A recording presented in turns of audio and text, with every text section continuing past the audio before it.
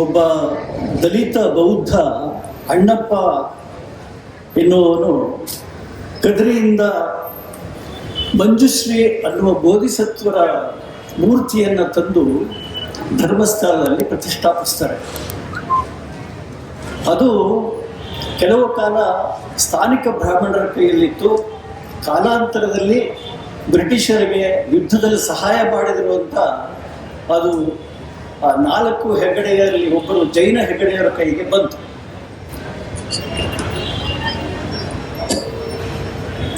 ಆಶ್ಚರ್ಯ ಏನು ಅಂದರೆ,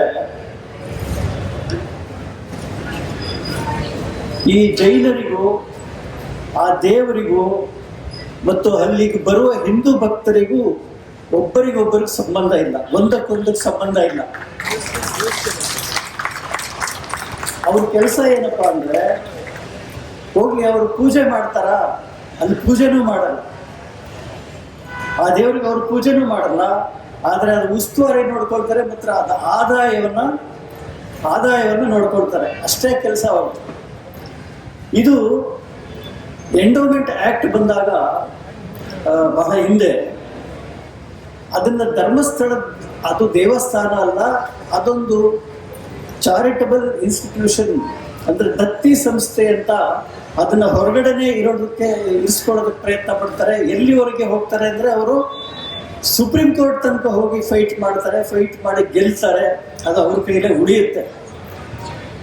ಮತ್ತೆ ಭೂ ಸುಧಾರಣೆ ಕಾಯ್ದೆ ಜಾರಿಯಾಗುತ್ತೆ.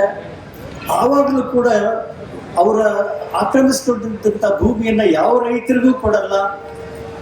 ಅದಕ್ಕೂ ಕೂಡ ಕೋರ್ಟ್ ಮೆಟ್ಲು ಇರ್ತಾರೆ. ಹಲವಾರು ಹಂತಗಳಲ್ಲಿ ಹೋಗಿ ಎತ್ಕೊಂಡ್ಬರ್ತಾರೆ. ಅವ್ರ ಹತ್ರನೇ ಹೊಡೆಯುತ್ತೆ.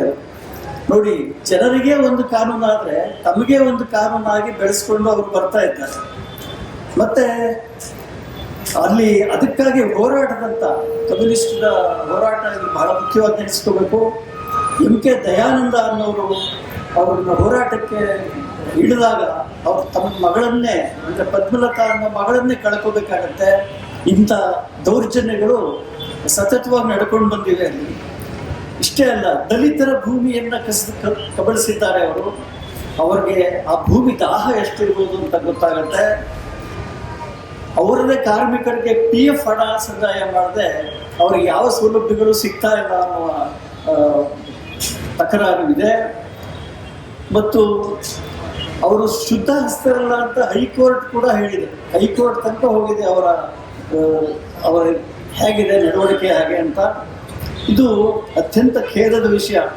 ಏನು ಅಂದರೆ, ಅಲ್ಲಿ ಕೆಲಸ ಮಾಡ್ತಿರೋ, ತಾವೇ ಹೇಳ್ಕೊಂಡಿರುವಾಗ 75,000 ಜನ ಸ್ವಚ್ಛತಾ ಕಾರ್ಮಿಕರೇನಿದ್ದಾರೆ ಅವ್ರಿಗೆ ಸರಿಯಾಗಿ ಸಂಬಳ ಕೊಡ್ತಾ ಇಲ್ಲ, ಅವ್ರಿಗೆ ಸರಿಯಾಗಿ ಮನೆಗಳಿಗೂ ಕೊಡ್ತಾ ಇಲ್ಲ. ಇನ್ನೂ ಅನೇಕ ದೌರ್ಜನ್ಯಗಳು ನಡೀತಾನೆ ಇದೆ.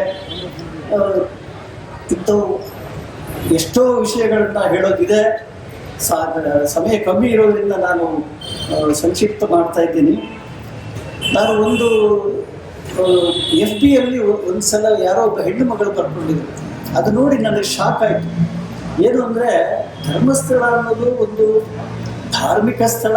ಅಲ್ಲಿ ಜನರು ಎಲ್ಲರೂ ನಿರ್ಗತಿಕರು, ಬಡವರು ಎಲ್ಲರೂ ಬರ್ತಾರೆ. ಅದರಲ್ಲಿ ವಿಶೇಷವಾಗಿ ಅಲ್ಲಿ ಒಂದು ಗ್ಯಾಂಗ್ ಕೆಲಸ ಮಾಡ್ತಾ ಇದೆ ಅಂತ. ಎಂಥದ್ದು ಅಂದರೆ, ಈ ಹೊಸದಾಗಿ ಮದುವೆ ಆಗಿರೋರು ಅಥವಾ ವಿರೋಧ ವ್ಯಕ್ತಪಡಿಸಿ ಮನೆಯಲ್ಲಿ ಯಾರೋ ಕತ್ತು ಬಂದು ಮದುವೆ ಆಗಿರೋರು ಬರ್ತಾರೆ. ಅವರು ಹರೆಯದ ಹೆಣ್ಣು ಗಂಡುಗಳು ಬಂದು ಅಲ್ಲಿ ಛತ್ರ ಸಿಗುತ್ತೆ, ಊಟ ಸಿಗುತ್ತೆ, ಅಲ್ಲಿರೋ ಪ್ರಯತ್ನ ಪಡ್ತಾರೆ.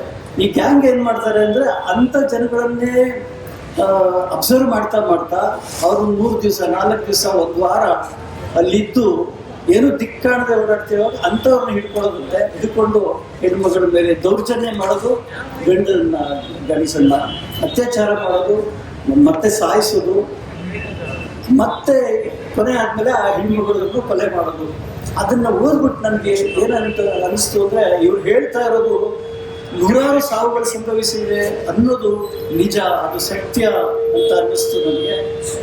ಇಂಥ ಒಂದು ಧರ್ಮಸ್ಥಳವಾಗಿರೋದು ಅಧರ್ಮ ಸ್ಥಳವಾಗಿದೆ. ಈಗ ಅಲ್ಲಿ ಕೊಲೆಯಾಗಿರುವ ಸೌಜನ್ಯ, ಪದ್ಮಲತಾ, ವೇದವಲ್ಲಿ ಮತ್ತು ಮಾವುತ ನಾರಾಯಣ ಅವ್ರಿಗೆಲ್ರಿಗೂ ನ್ಯಾಯ ಸಿಗಬೇಕು. ನಮ್ಮ ಹೋರಾಟ ಹೀಗೆ ಮುಂದುವರಿಬೇಕು. ಈ ಥರದ್ದು ಎಲ್ಲ ಎಲ್ಲಿಗೆ ತಲುಪಬೇಕು ಅಲ್ಲಿವರೆಗೆ ನಮ್ಮ ಈ ಕೂಗು ತಲುಪಬೇಕು, ಈ ಹೋರಾಟ ಮುಂದುವರಿಯಲ್ಲಿ. ಅದು ಒಟ್ಟಿನಲ್ಲಿ ಆ ಧರ್ಮಕ್ಷೇತ್ರ, ಧರ್ಮಸ್ಥಳ ಧರ್ಮಕ್ಷೇತ್ರವಾಗಿ ಉಳಿದಿಲ್ಲ, ಅಧರ್ಮಕ್ಷೇತ್ರವಾಗಿದೆ ಅಂತ ಹೇಳ್ತಾ ನಾನು ಈ ಅಲ್ಲಿನ ಅಧಿಕಾರಿಗಳಿಗೆ ಸಾಮಾಜಿಕ ಕಳಕಳಿಯೂ ಇಲ್ಲ ಮತ್ತು ಸಾರ್ವಜನಿಕ ಲಜ್ಜೆ ಕೂಡ ಇಲ್ಲ ಅಂತ ವಿಷಾದದಿಂದ ಹೇಳಬೇಕಾಗಿದೆ. ಇಷ್ಟು ಮಾತನ್ನು ಹೇಳಿ ನನ್ನ ಮಾತು ಮುಗಿಸ್ತೇನೆ. ನಮಸ್ಕಾರ.